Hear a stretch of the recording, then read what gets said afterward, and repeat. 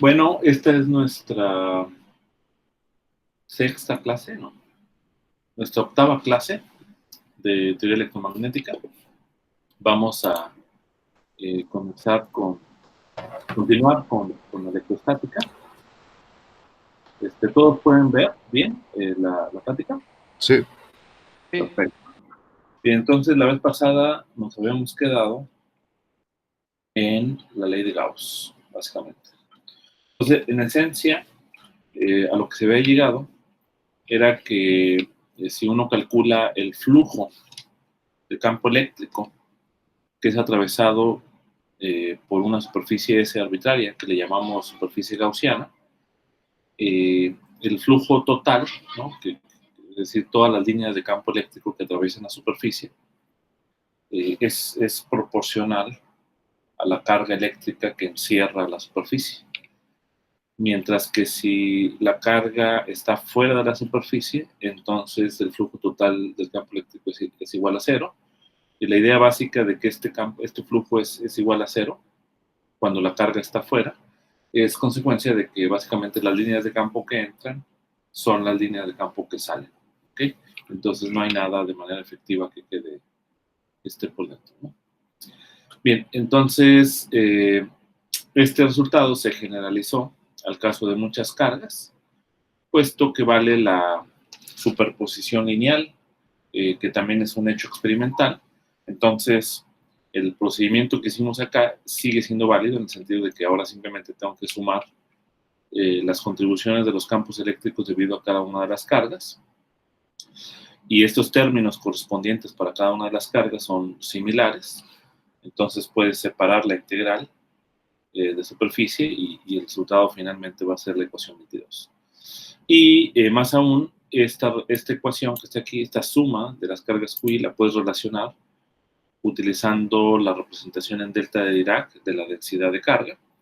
Y entonces es inmediato saltar, digamos, de la ecuación 22 a la ecuación 23. Entonces esta es la expresión, digamos, que se obtiene a partir de una situación particular, ¿no? Que es un conjunto de cargas encerradas en una superficie, ¿no?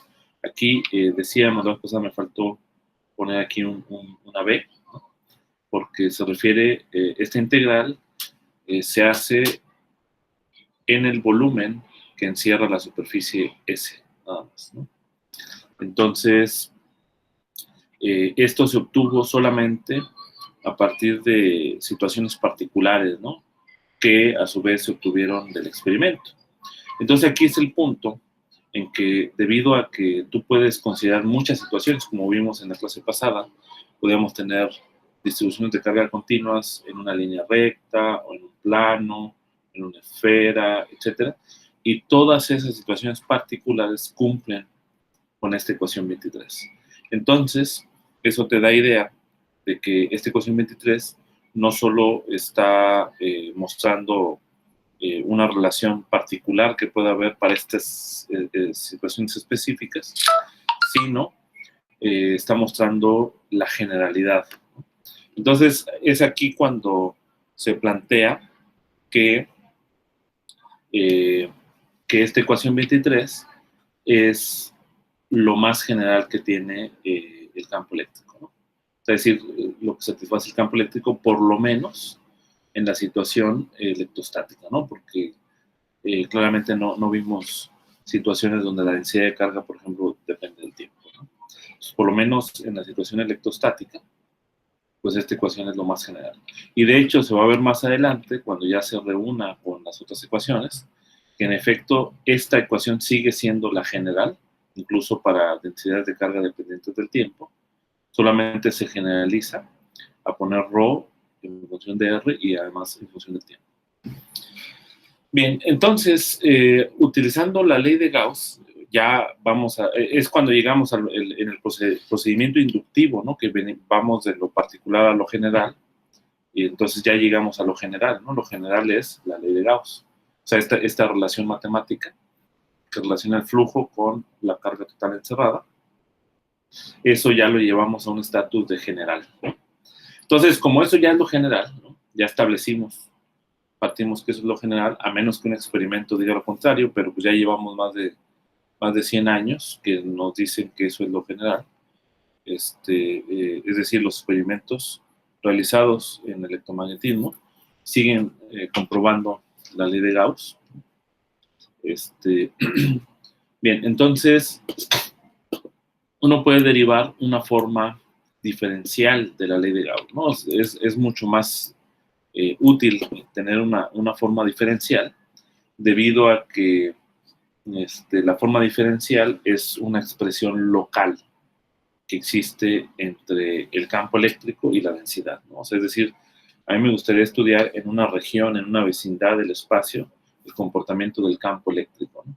Para y tener una expresión general que valga en cada punto, ¿sí?, del espacio. Eso sería mucho mejor que tener una expresión integral, porque la expresión integral, el campo eléctrico está dentro de la integral, o sea, no lo puedo despejar como tal, ¿no? Es más complicado, ¿no?, en general. Bien, entonces lo que hacemos es utilizar lo que es el teorema de la divergencia de Gauss, ¿no?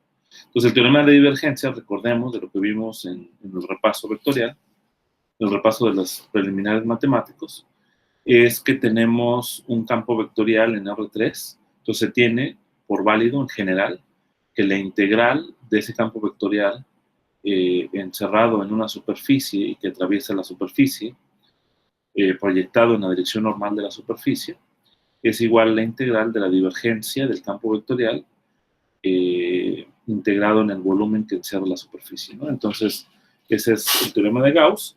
Entonces, aquí pues simplemente agarramos a A y lo identificamos con el campo eléctrico, que está aquí, y bueno, la ley de Gauss nos dice esta expresión, perdón, a ver si lo puedo anotar aquí. Esta expresión que estoy subrayando es la ley de Gauss, es decir, flujo de campo eléctrico que atraviesa la superficie igual a la carga total encerrada, y el teorema de la divergencia es lo que está aquí abajo. O sea, esto de acá, lo voy a poner en verde, ¿vale? Y el teorema de divergencia son dos resultados independientes, ¿ok? Son dos resultados independientes. Es el teorema de la divergencia, que lo voy a subrayar en amarillo. Entonces, mezclamos estos dos resultados, básicamente igualamos estos dos términos, ¿no?, porque esto es lo mismo, y despejamos, es decir, lo ponemos de este lado, ¿no? De tal forma que la integral sobre el volumen de este integrando, que es la divergencia del campo eléctrico menos la densidad de carga sobre epsilon 0, integrado en el volumen mencionado, es igual a 0. Ahora, aquí es un resultado de cálculo vectorial, que si yo tengo una función escalar, en este caso esta es una función escalar, que es integrado en el volumen, ¿ok? Y eso es igual a 0, si yo esto lo igualo a 0, pero para cualquier volumen, ¿ok? O sea, puede ser un volumen pequeñito, ¿no?, una vecindad, o puede ser un volumen grande, cualquier volumen, entonces la única posibilidad es que el integrando sea igual a 0, ¿no? Entonces, como esa es la situación, pues, es decir, que el volumen es arbitrario, porque como dijimos al inicio, la superficie gaussiana puede ser cualquiera, entonces se obtiene la ecuación 25, que es la forma diferencial de la ley de Gauss, y esta se estipula como la forma más general que tiene la electrostática, ¿no? O sea, es decir, es una ecuación al menos, ¿sale?, que para el campo eléctrico, digamos, que es de acuerdo a este procedimiento inductivo, estipulamos como la forma más general que tiene el comportamiento del campo en situaciones estáticas, ¿ok? Bien, ahora aquí, pues ustedes se fijan, el campo eléctrico como es un campo vectorial, tiene tres componentes, ¿ok? Tiene la componente en X, la componente Y y la componente en Z del mismo campo eléctrico. Y esta ecuación es una ecuación escalar, ¿no?, porque la divergencia del campo es un escalar, ¿sale? Entonces esto solamente arroja una sola ecuación, ¿sale? Entonces, no puede determinar únicamente el campo eléctrico, porque el campo eléctrico son tres componentes.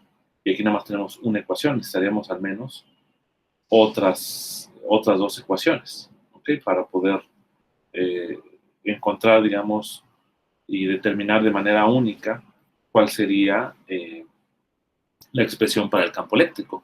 Aquí abro una pregunta, entonces, aquí a ustedes. La pregunta es, ¿en dónde está el resto de la información, ¿sale? Para poder determinar únicamente al campo eléctrico. A ver, vamos a ver quién se anima. ¿Puede repetir la pregunta, doctor, por favor? Sí, o sea, el campo eléctrico tiene tres componentes, ¿no? Bien, ahora, la ecuación 25 solamente es una sola ecuación, ¿sale? Entonces, la pregunta es, ¿de dónde obtengo el resto de información para poder determinar unívocamente al campo eléctrico? Así que, ¿cuál es su apreciación? ¿Qué es lo que ustedes piensan que ocurre? A ver, ¿quién da más? Yo pienso que, pues, por los componentes se eliminan por ser un producto punto.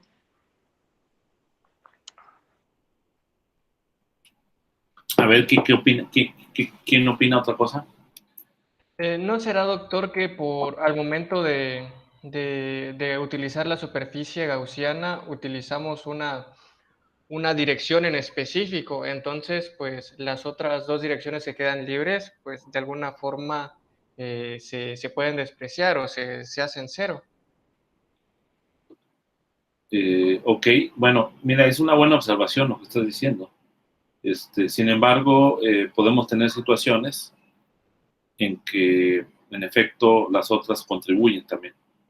Pero, en efecto, es un buen punto porque de los ejemplos que partimos, pues solamente la componente normal es la que contribuye, ¿no? ¿Alguien más quiere dar una opinión?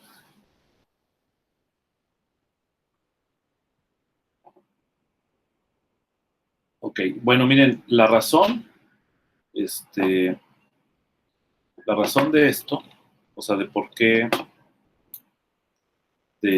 no podemos determinar únicamente al campo eléctrico utilizando la ecuación 25, es porque esta ecuación no es la única ecuación que corresponde con las leyes de la electrostática.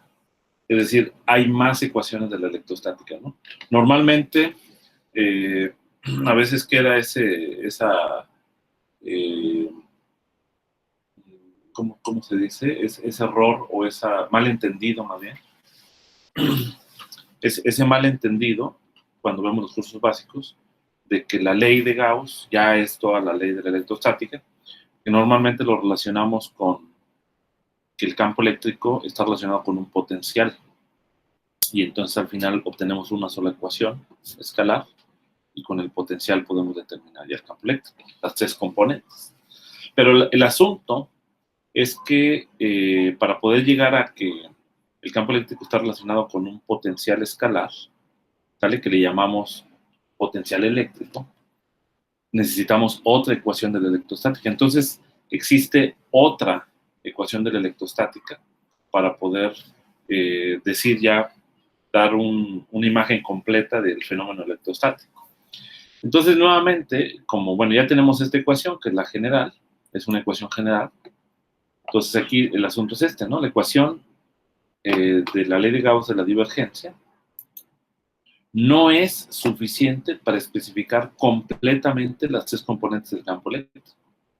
Y esto, híjole, aquí se me fue, pero tiene que ver con un hecho matemático de que un campo eléctrico no se especifica unívocamente utilizando la densidad de carga.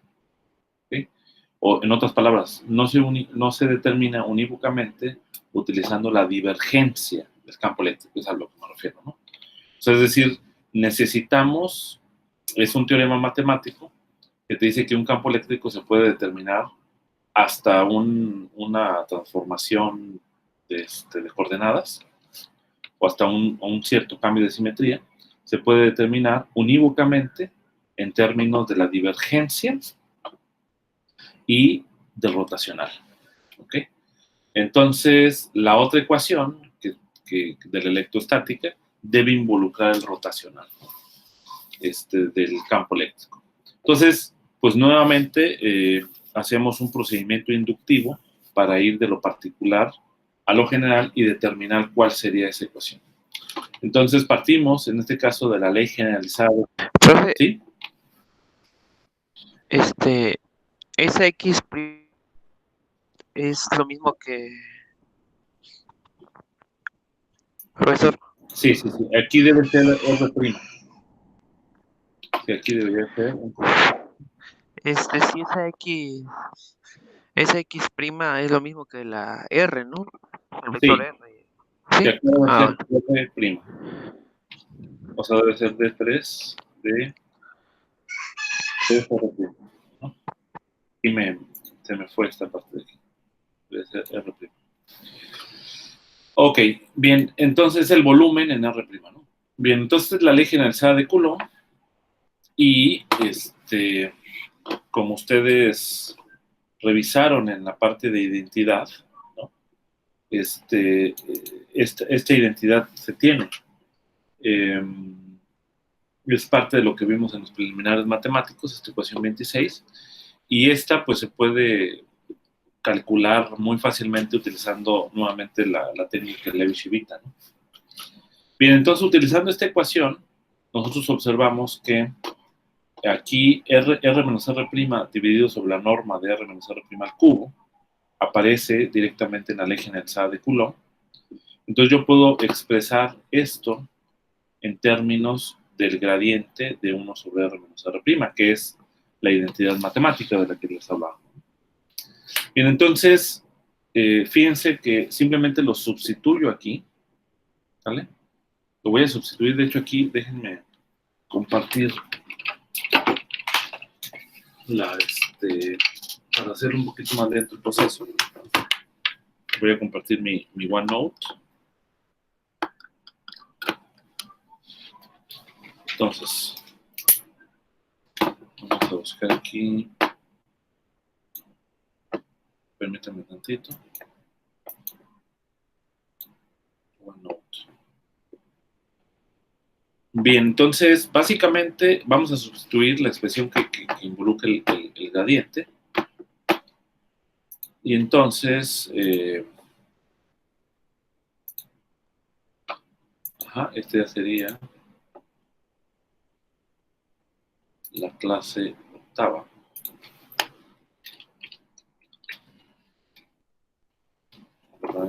Así. Entonces, lo que tenemos es lo siguiente.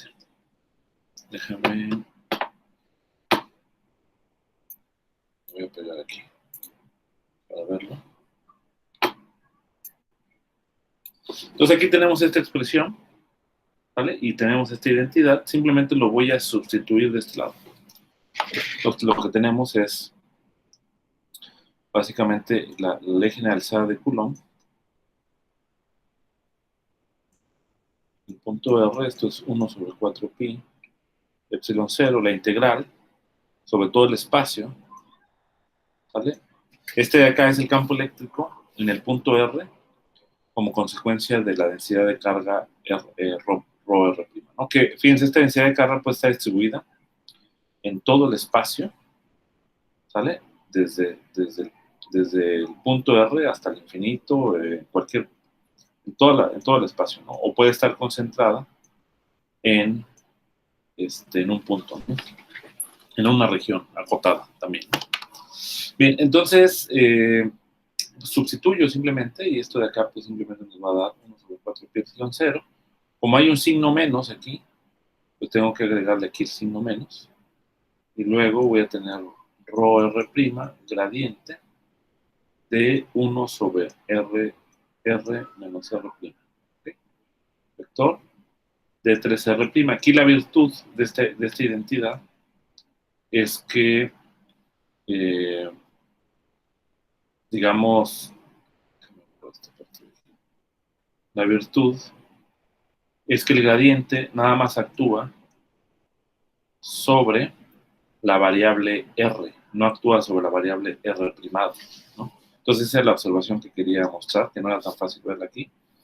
Y el hecho de eso implica que el gradiente puede salir por fuera de la integral sin ningún problema, entonces voy a tener menos el gradiente de 1 sobre 4 pi epsilon 0 de la integral de rho R' dividido sobre R menos R', integrado en el volumen.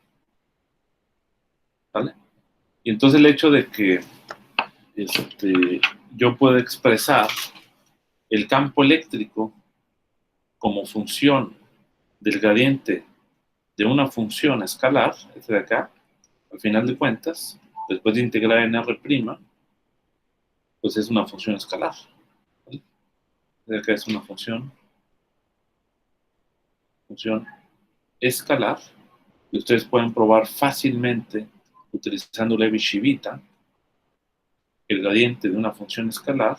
Pueden hacerlo inmediatamente porque tengo aquí simplemente la componente yésima va a ser epsilon i jk, derivada jésima, derivada késima de phi.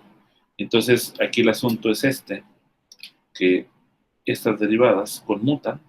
Entonces este es un tensor simétrico, pero este de acá es un tensor antisimétrico, ¿no?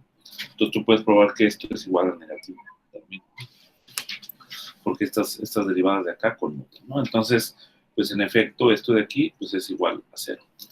Y entonces, como eso es igual a 0, llegamos a la forma particular que se obtiene a través de la ley generalizada de Coulomb, de que el rotacional del campo eléctrico es igual a 0. Ahora, aquí uno puede también considerar las situaciones que mencionaba. Es decir, en realidad esta distribución de carga es bastante general, ¿no? Esta ley de Coulomb es bastante general porque no hace alusión a una sola distribución de carga. Es decir, simplemente puede ser válida para una distribución lineal, esférica, cilíndrica, ¿sale? Lo único que no estaría contemplado acá son las situaciones en el campo eléctrico se calcula cuando tenemos fronteras. Pero en efecto, cuando tenemos las ecuaciones diferenciales, al resolverlas, uno tiene que poner condiciones a la frontera, ¿no? Entonces, en ese sentido, se argumenta y se plantea, se postula, se postula a la ecuación 28 como la otra ecuación de la electrostática, ¿no? Entonces, esta de acá sería la otra ecuación de la electrostática que nos permite determinar unívocamente el campo eléctrico. Bien, entonces, en resumen, y con eso terminamos por hoy, porque ya lo que sigue es lo del potencial eléctrico, pero eso lo vamos a revisar mañana. En resumen,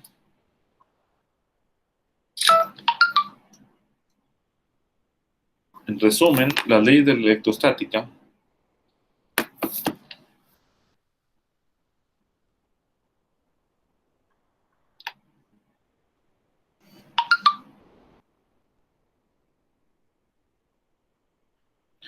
¿sale?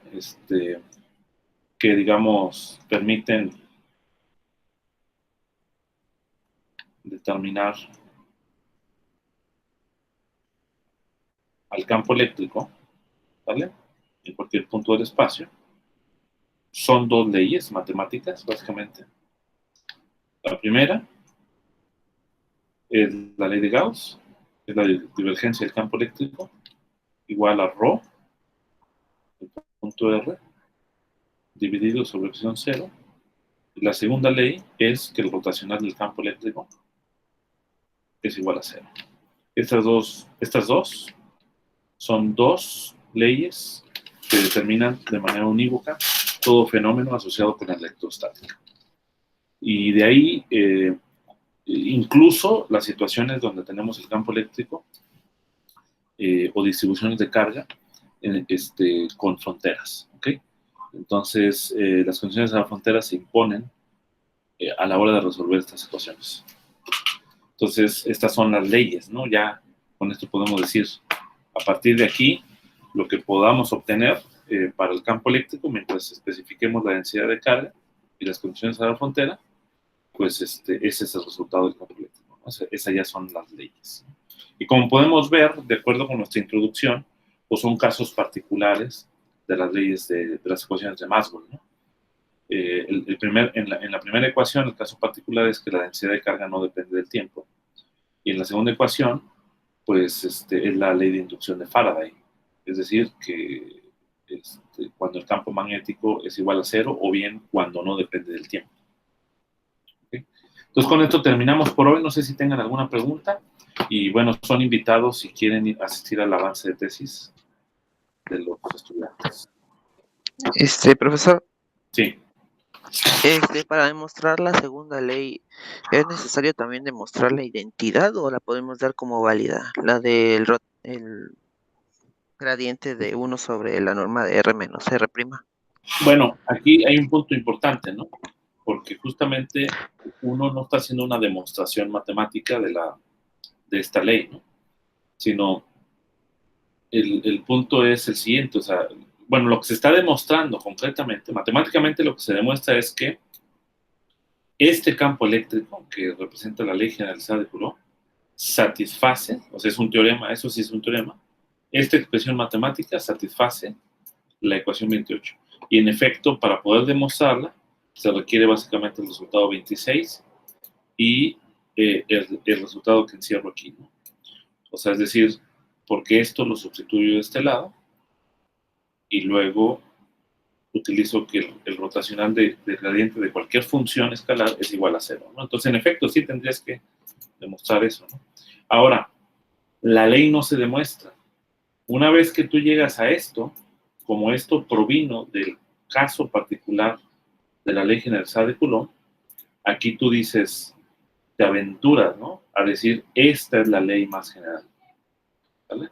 O sea, yo debo ser capaz que de este par de ecuaciones obtenga, o sea, ahora en dirección en reversa, ¿no? Porque yo ya sé, ya estoy postulando.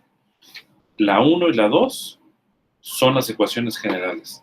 Entonces yo debo ser capaz de demostrar que a partir de la 1 y la 2, en las situaciones en donde no hay fronteras o las fronteras están en el infinito, yo debo ser capaz de demostrar ahora de regreso E.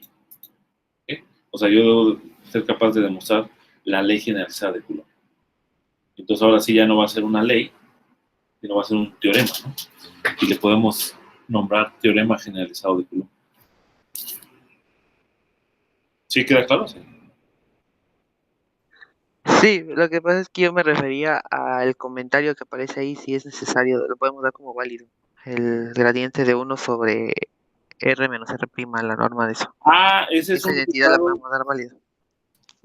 Bueno, la puedes demostrar. La demostramos en clase. Esa identidad la demostramos en clase con una notación ligeramente distinta, pero básicamente era esta identidad, no sé si te acuerdas, que era el gradiente de 1 sobre R. Y esto daba menos R unitario sobre R cuadrado. O sea, esta identidad que demostramos en clase es la misma que está aquí. Me acuerdo que demostramos, pero el gradiente Porque de esta era, R, no el recíproco, creo. O no sé si me sí, equivoco, sí, también, pero desde un unidad y me aquí lo tengo en la primera clase. Es que la primera clase, esta en realidad es de 1 a 4, ¿no? Fíjate. Según yo, sí. Déjame, voy a bajarle aquí porque para poder identificarlo rápido.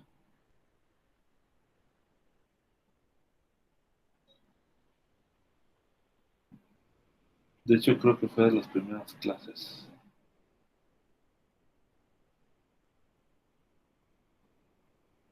Acá está el gradiente de R, ¿no? ¿Qué dices tú? Y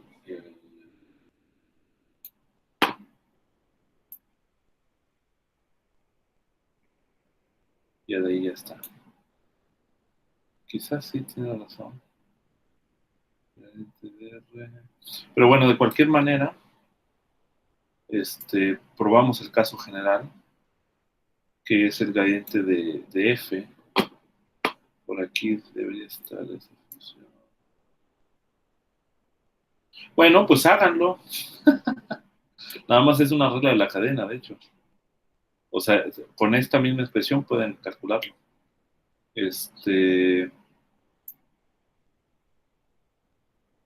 Si no la tengo aquí, según yo sí estaba, pero no sé por dónde apareció. Creo que cuando la delta, ¿no? A lo mejor.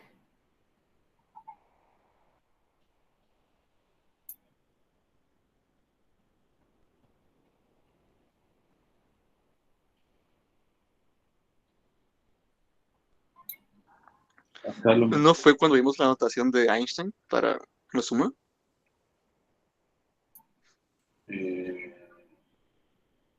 Lo de Einstein fue arriba, ¿no? Acá. Es que recuerdo que hizo un ejemplo, pero yo estaba usando la notación de Einstein. Ok. Tengo un breve recuerdo. Por acá está lo de la notación de Einstein. Pero bueno, si no, eso es una identidad que sí tienen que probar, ¿no? Pero ya con las técnicas que aprendieron, pueden hacerlo fácilmente. Y si no está aquí, es muy fácil, de hecho, con el gradiente de R, es inmediato. Creo que se tiene una expresión para el gradiente de F, ¿no? Bueno, aquí está el gradiente de R, ¿ok? Probado, y digamos, ustedes pueden hacer bien rápidamente el caso del otro, porque De tiene hecho, de 1 en R es igual a menos 1 en R cuadrado por gradiente de R. Y gradiente de R es esto. Entonces, menos tenemos uno R que unitario sobre R cuadrado. Y esta expresión es la misma que está acá. ¿Sale? Nada más tienes que identificar a R, o sea, porque este R es la norma, ¿no? Del R vector. Entonces intercambias R vector con R menos R'. Y ya. Si te fijas, es la misma expresión. Bueno, jóvenes, me tengo que retirar porque voy al otro evento.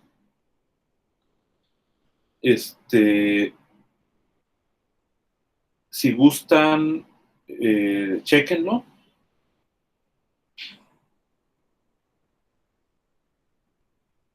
Y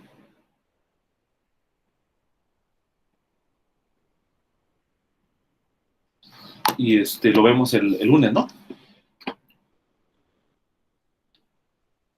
Está bien, profesor.